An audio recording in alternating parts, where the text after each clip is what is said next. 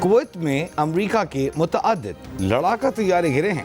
Kuwait کی وزیر دفاع نے تصدیق کر دی، ایک امریکی F-15 طیارہ گرنے کی ویڈیو بھی منظر عام پر۔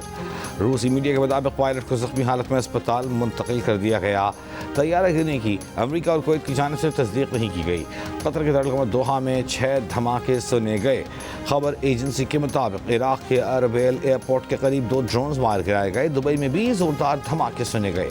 لبنانی دارالحکومت بیروت کے جنوبی علاقے میں اسرائیلی حملے میں 10 افراد جاں بحق۔ بحرین کی وزارت داخلہ کے مطابق ایرانی حملوں میں ایک شخص ہلاک ہوا۔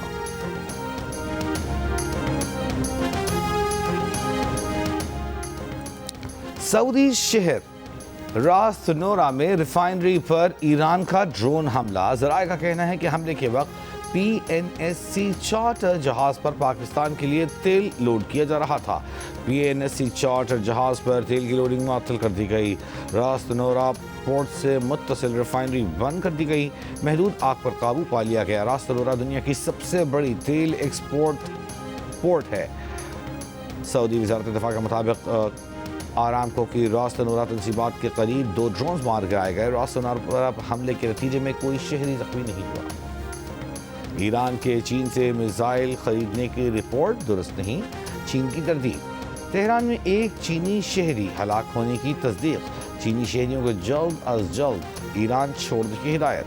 ایران پر امریکہ اسرائیل کے حملوں کی مذمت۔ مذاکرات میں ساؤتھی کی پیشکش۔ ترجمان چینی وزارت خارجہ نے کہا کہ چین کو امریکی فوجی کارروائیوں کے بارے میں پیشگی اطلاع نہیں دی گئی۔ چین بدنیتی پر مبنی قراردادیوں کی مذمت کرتا ہے۔ چین عالمی برادری کے ساتھ مل کر مسائل کو بات چیت سے حل کرنے کو تیار ہے۔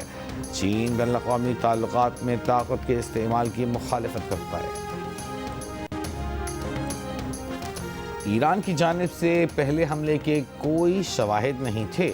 امریکہ کے پاس ایسی کوئی خفیہ معلومات موجود نہیں تھیں جن سے ظاہر ہو کہ ایران پہلے امریکی افواج پر حملہ کرنے والا ہو۔ پینٹاگون کی ٹرمپ انتظامیہ کے اعلیٰ عہدیداران کو بریفنگ۔ خبر ایجنسی کا دعویٰ ہے 2 باخبر افراد نے نام ظاہر نہ کرنے کی شرط پر خبر ایجنسی کو بتایا کہ انتظامیہ کے حکام نے اعتراف کیا کہ ایران کی جانب سے امریکی افواج پر پیشگی حملے کا کوئی واضح انٹیلیجنس موجود نہیں تھی۔ اتوار کو کانگریس کو دی گئی بریفنگ نے جنگ کے حق میں پیش کیے گئے ایک اہم موقف کو کمزور کر دیا ہے۔ ایک روز قبل اعلیٰ حکام نے صحافیوں کو بتایا تھا کہ صدر ٹرمپ نے حملوں کا فیصلہ جزوی طور پر اشاروں کی بنیاد پر کیا کہ ایران ممکنہ طور پر مشرق وسطیٰ میں تعینات امریکی افواج پر پیشگی حملہ آور ہو سکتا ہے۔ وائٹ ہاؤس کے ترجمان ڈیلن جانسن نے کہا کہ منگل کے روز صدر ڈونلڈ ٹرمپ کی انتظامیہ کے اعلیٰ حکام ایران کے خلاف امریکہ کی قیادت میں کیے گئے فوجی حملوں پر کانگریس کو بریفنگ دیں گے۔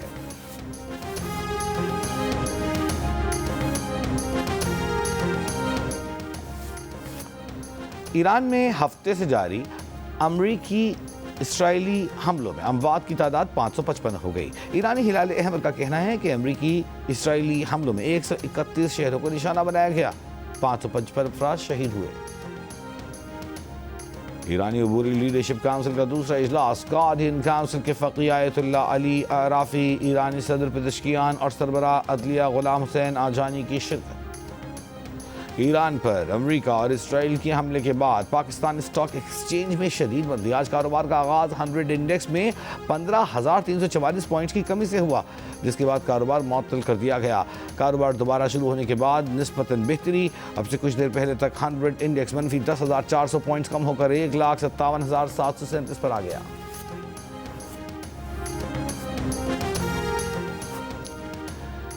مشرق وسطیٰ میں جنگ سے دنیا بھر کی اسٹاک ایکسچینجز میں بھونچال۔ ممبئی اسٹاک ایکسچینج کا سینسیکس 967 پوائنٹس کم، 80,320 پر آ گیا۔ نفٹی 50 213 پوائنٹس کم ہو کر 24,965 پر۔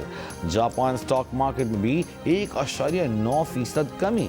کورین اسٹاک مارکیٹ 2% گر گئی۔ بین الاقوامی مارکیٹ میں تیل اور سونے کی قیمت میں اضافہ۔ برینٹ خام تیل کی قیمت میں 5.79% اضافہ۔ خام تیل کی قیمت میں $4.22 اضافہ، $77.09 فی بیرل ہو گئی۔ ماہرین کا کہنا ہے کہ تیل کی قیمت $100 تک پہنچ سکتی ہے۔ بین الاقوامی مارکیٹ میں تیل کی قیمتیں بڑھنے پر وزیر اعظم کی جانب سے تیل کی قیمتوں کا جائزہ لینے کے لیے 18 رکنی کمیٹی تشکیل دے دی گئی۔ کمیٹی جنگ کی وجہ سے پاکستان کی معیشت کا جائزہ لے گی۔ نوٹیفیکیشن جاری۔ وزیر خزانہ محمد اورنگزیب کی کنوینر ہوں گے۔ کمیٹی میں وزیر پیٹرولیم، وزیر توانائی سمیت دیگر حکام شامل۔ کمیٹی تیل کی سپلائی اور قیمتوں پر مسلسل نظر رکھے گی۔ پیٹرولیم سپلائی متاثر نہ ہونے کے لیے حکمت عملی تیار کی جائے گی۔ طویل جنگ کی صورت میں معاشی اثرات کا جائزہ لیا جائے گا۔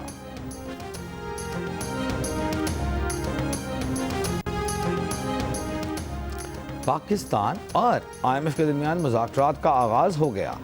وزارت خزانہ کے مطابق وزیر خزانہ محمد اورنگزیب کی سربراہی میں معاشی ٹیم کی IMF کے وقت سے ملاقات۔ وزیر خزانہ، سیکرٹری خزانہ، حکام وزارت اور دیگر حکام شریک۔ مذاکرات میں گورننس، کرپشن ڈائگنوسٹک رپورٹ اور نیشنل فسکل پیکٹ کے نفاذ پر بات ہوگی۔ صوبائی ملازمین کے احساسات کے گوشواروں اور ٹیکس ریٹرنز پر اپڈیٹ مانگی جائے گی۔ کرپشن رسک اسیسمنٹ رپورٹ پر پیش رفت کی تفصیلات بھی IMF کو فراہم کی جائیں گی۔ بے نظیر انکم سپورٹ پروگرام کے اخراجات صوبوں کے ساتھ شیئر کرنے کی تجویز بھی شامل۔ مذاکرات 11 مارچ تک جاری رہنے کا امکان۔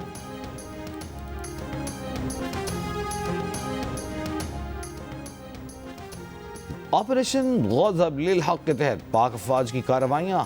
سیکیورٹی ذرائع کے مطابق فتنۃ الخوارج اور افغان طالبان کا خوست میں ایمونیشن ڈپو تباہ۔ وزیر خارجہ اسحاق ڈار کی غیر ملکی سفیروں کو افغانستان کے خلاف آپریشن غضب للحق سے متعلق بریفنگ۔ غیر ملکی سفیروں کو افغانستان کے خلاف کارروائی کا پس منظر اور وجوہات سے آگاہ کیا۔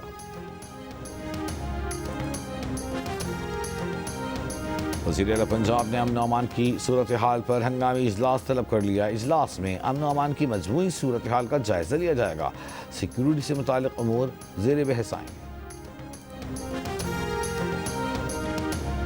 اسلام آباد ہائی کورٹ بار ایسوسی ایشن کا ایران کے سپریم لیڈر آیت اللہ علی خامنئی کی شہادت پر گہرے دکھ اور افسوس کا اظہار۔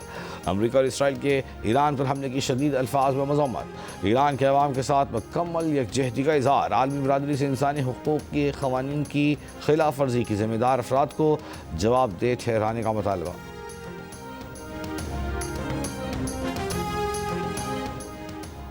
بانی PTI کا آنکھ کے علاج کے لیے اسلام آباد ہائی کورٹ سے رجوع۔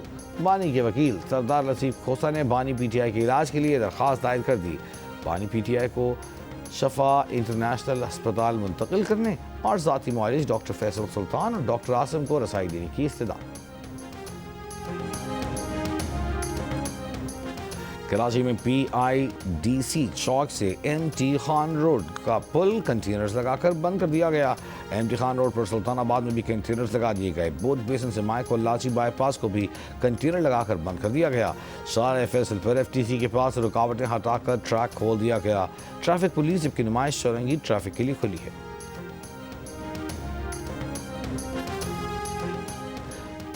اور ایران میں مقیم پاکستانی شہریوں کی بحفاظت وطن واپسی۔ تفتان بارڈر پر آمد کا سلسلہ جاری ہے۔ وزیر اعلیٰ بلوچستان سرفراز بگٹی کا کہنا ہے کہ اب تک 70 سے زائد پاکستانی شہری ایران سے وطن واپس پہنچ چکے ہیں۔